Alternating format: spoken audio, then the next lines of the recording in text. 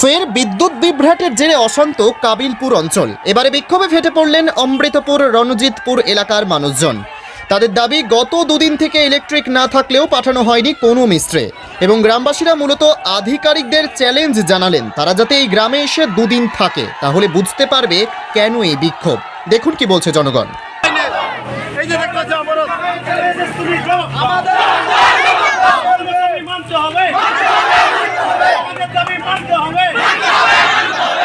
রঞ্জিতপুরে 4 বছর বিদ্যুৎ কাবুলির জন্য হয়েছে, তুমি জবাব দাও। রঞ্জিতপুর বিদ্যুৎ কাবুলির জন্য হয়েছে, তুমি জবাব দাও। আজকে ট্রান্সফরমার দিতে হবে, তোমায় মানতে হবে, আমাদের দাবি মানতে হবে। 4 বছর বিদ্যুৎ কাবুলির জন্য তুমি জবাব দাও, জবাব দাও, জবাব দাও। অমৃতপুর রঞ্জিতপুরে নাকি বিষয়টা হচ্ছে আমাদের গত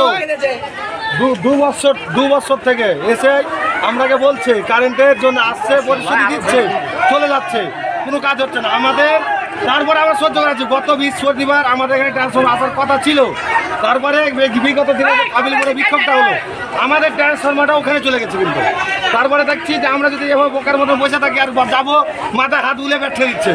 আমাদের কালকে থেকে কারেন্ট নাই, এটার দাবি আমাদের যে আমরা বিক্ষোভ করলে তো আমাদের কোনো মিস্ত্রি আসে না কাল থেকে কারেন্ট নাই।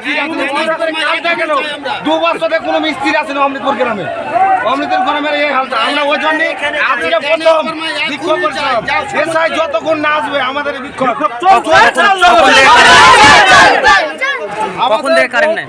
আজকে 2 বছর থেকে, কালকে থেকে টোটালি না। আমাদের বাচ্চাদের পড়াশোনা আমাদের এত কষ্ট হচ্ছে যে মানে বলার নেই। হ্যাঁ, যতক্ষণ এসএস না আসবে আমাদের পথ আন্দোলন চলবে।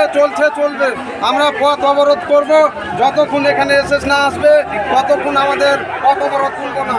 এটাই আমাদের দাবি। আমাদের দাবি মানতে হবে, এসএসকে মানতে হবে। ঘটনা বলেন।